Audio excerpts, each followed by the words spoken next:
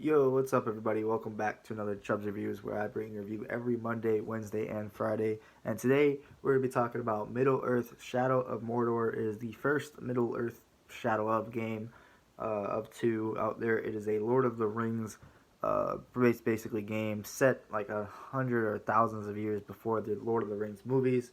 So it really has nothing to do with them, but it's based in that world and talks about the ring.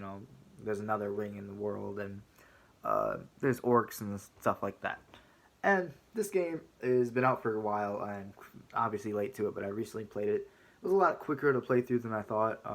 First thing is it's pretty short. The story at least is about 15 hours long, and just kind of getting to there, like on all the side stuff. Like there's not that much side stuff, but there's endless stuff you can kind of do. So you can get like 20 to 30 hours in this game or more, but it just took me like 15 to 17 hours. This game is like a mixture of Assassin's Creed and Batman Arkham Combat in a sense. It is just a combat heavy game. There's obviously a short story. You play as this guy named Talion, and within like the first 10 seconds of the game, you are witnessing his family get murdered, his wife, his kid, and himself, I think, in a sense. And then he's cursed to not go to the death side, and he's cursed to be bind with this soul, this other guy that's a ghost, and he's like with you, and he gives you powers, and basically you go on this revenge plot in a sense, and also mystery of how you got cursed to be, tied in with this ring and with this guy, and that's the plot. It's very it actually is a really cool idea, and it's very cool to open all that up, but it's not really touched on that much. The story is not the focus here. It is over before you know it, very quick. And like I said, the combat is like Assassin's Creed, kind of running around, open world like, and stealthily jumping off roofs and killing people from behind, and just it has all that mixed with Arkham combat, Arkham, Batman games combat, in which you're spamming square.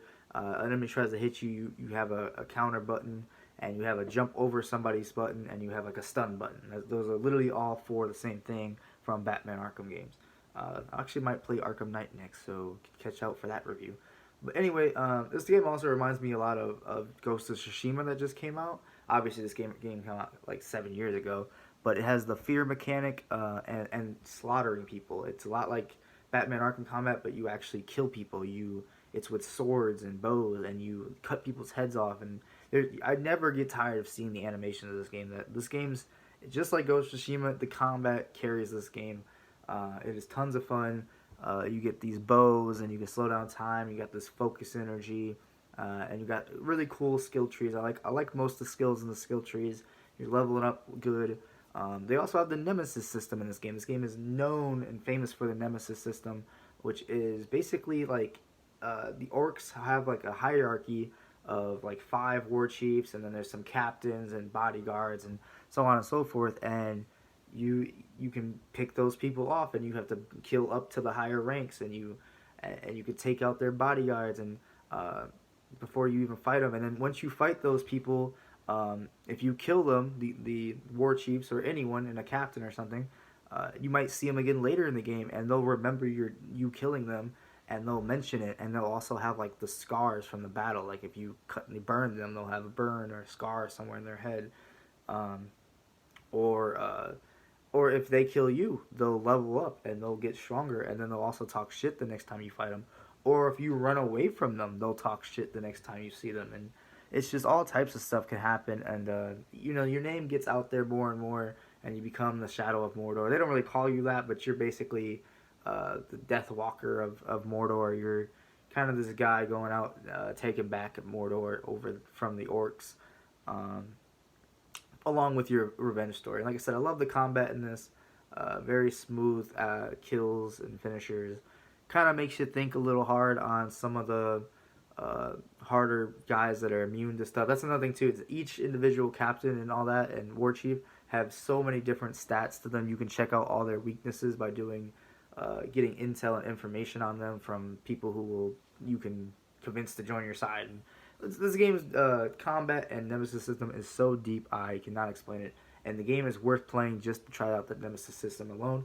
And it's actually pretty short. So it's something you could try out to see if you want to get into the Lord of the Rings world here. I've never watched a single Lord of the Rings movie. I don't really care about it, but this actually made me almost interested in it. Golem from the Lord of the Rings movies, or Schmeagol, or that little my precious, that thing. He's in the game, not for a lot, but he's in there, kind of shoehorned in, but it makes sense that he's there, and that was really cool. But that's really the only connections they have from the movies.